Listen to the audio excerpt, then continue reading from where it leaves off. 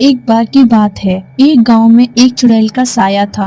वो चुड़ैल रोज रात को लोगों के दरवाजे खटखटाकर बोलती, घर पर कोई है, घर पर कोई है, दरवाजा खोलो, खोलो दरवाजा।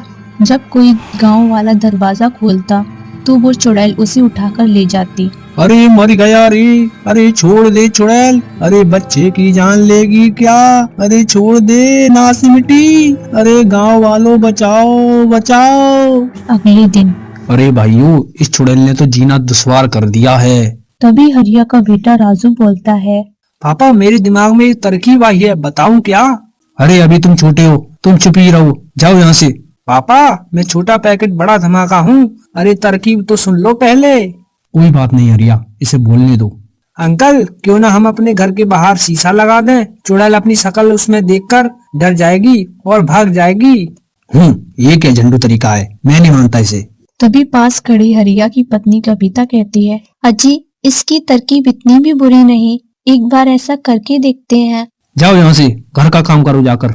नहीं नहीं ठीक है, हम ये भी करके देख लेते हैं। फिर सब गांव वाले अपने अपने घरों के बाहर दरवाजों पे शीशा लगा देते हैं और आधी रात होते ही चुड़ैल आती है और शीशे में देखकर बोलती है, अरे ये क्या, तुम कौन हो, ये मेरा इलाका है, तुम जाओ यहाँ से। लेकिन शीशे में उसी की शक्ल होती है और वो वैसी ही हिलती है जैसे चुड़ैल। ये देखकर चुड़ैल डर जाती है। लगता है गांव वालों ने इसे मुझसे बचने के लिए यहाँ बुलाया है, चलो और किसी के घर का दरवाजा खटखटाती हूँ। फिर चुड़ैल हरिया के घर जाती है। हरिया के घर पर शीशा नहीं लगा होता। यहाँ रोज चुड़ैल नहीं है, इसी का दरवाजा खटखटाती हूँ, घर पर कोई है। अरे कितनी मीठी आवाज है, जरूर कोई कस औरत होगी। इस कविता से तो मैं दुखी हो गया हूँ, चलो थोड़ी मटर गश्ती ही ले लूं। मैं हूँ ना घर पर मेरी रानी, अभी आया मेरे जाने मन।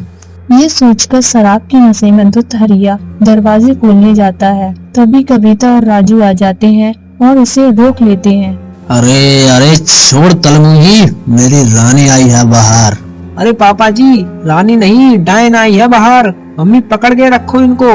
लेकिन कविता और राजू हरिया को पकड़ लेते हैं और उसे जाने नहीं देते। लगता है इस घर में कोई नहीं है, आज तो भूखा ही रहना पड़ेगा, लेकिन मैं कल आऊंगी, कल फिर आऊंगी। फिर चुड़ैल वहाँ से चली जाती है।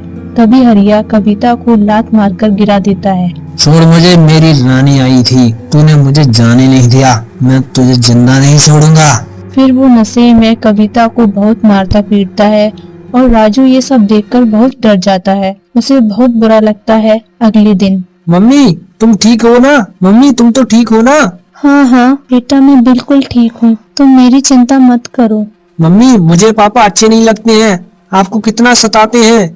नहीं बेटा ऐसा नहीं कहते, वो तुम्हारे पापा हैं, जाओ तुम जाकर खेलो। कविता उठकर दरवाजे पर शीशा लगा देती है और रात में शीशा लगा होने के कारण चुड़ैल किसी के घर पर जाकर नहीं शिकार करती।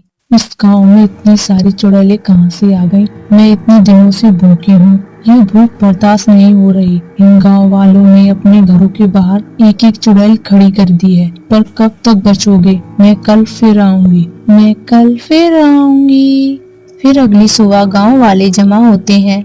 अरे भाइयों, ये राजू ने बड़ा अच्छा सुझाव दिया है, बचा लिया इसने हम सबको, शाबाश बेटा। थैंक यू अंकल, बोला था ना छोटा पैकेट बड़ा धमाका। हाँ हाँ ठीक है, चलो घर जाकर पढ़ो, जाओ यहाँ से। राजू को बुरा लगता है और वो घर चला जाता है।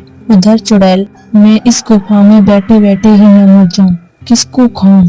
फिर रात हो जाती है। भूख के मारे वो गुफा से बाहर जाती है और गांव की तरफ चली जाती है। तभी राजू अपने कुत्ते को घर के बाहर घुमाते हुए घर से थोड़ा दूर आ जाता है। टॉमी चलो घर, चलो रात हो गई है, चुड़ैल किसी भी वक्त आने ही वाली है। तभी टॉमी यहाँ वहाँ भागता हुआ गुम हो जाता है। राजू उसे ढूंढता है। तभी चुड़ैल की नजर टॉमी पर पड़ती है। इस कुत्ते को ही खा के काम चला लेती हूँ आज। फिर वो अपना हाथ लंबा करती है और उस कुत्ते को पकड़कर खा जाती है। अब थोड़ी राहत मिली। राजू ये सब देख लेता है और रोता हुआ घर भाग जाता है। जाकर कविता को सब बताता है। कविता ये सब सुनकर बहुत डर जाती है। तभी हरिया भी घर आ जाता है। कल मुही पानी लेकर आ, तुझसे इतना भी नहीं होता है क्या? कि मर्द घर पर आया है तो एक गिलास पानी भी ले जाऊं। जी लाती हूँ। एक तो इतनी गर्मी है, तुझसे शादी करके तो मेरे बाग ही फूट गए। सोचा था कि तेरा बाप पैसे वाला है, बढ़िया दाम दहेज देगा, लेकिन नहीं, इतनी गर्मी है, एक एसी ही लगवा देता तो तेरे बाप का क्या बिगड़ जाता। ऊपर से ये गर्मी, पानी लाई है, चल जा यहाँ से, काम की ना काज की, दुश्मन अनाज की, जा यहाँ से।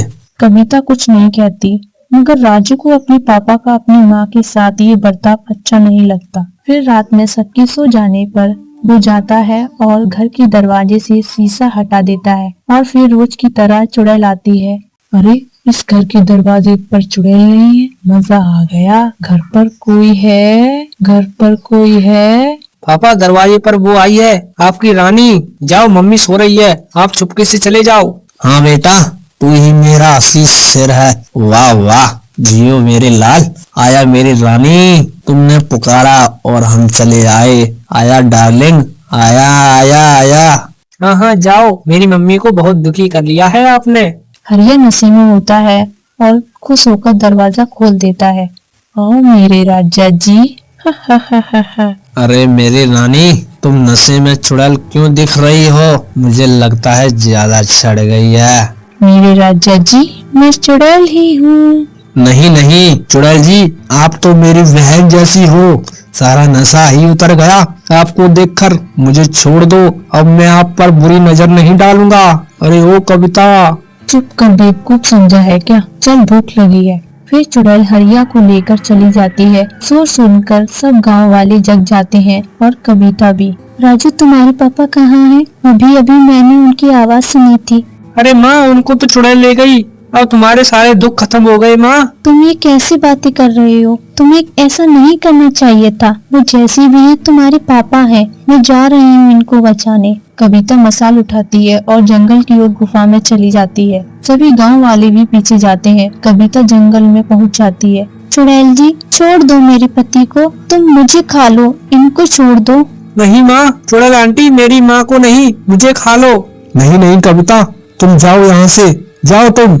अरे तुम पति पत्नी का तो ड्रामा खत्म ही नहीं हो रहा। लैला मजनू मेरे पेट में जाकर बनना। ऐसा बोलकर चुड़ैल कविता को गले से पकड़कर हवा में उठा लेती है। ये देखकर राजू जमीन पर लौटता हुआ जाता है और पीछे से चुड़ैल के बालों में आग लगा देता है।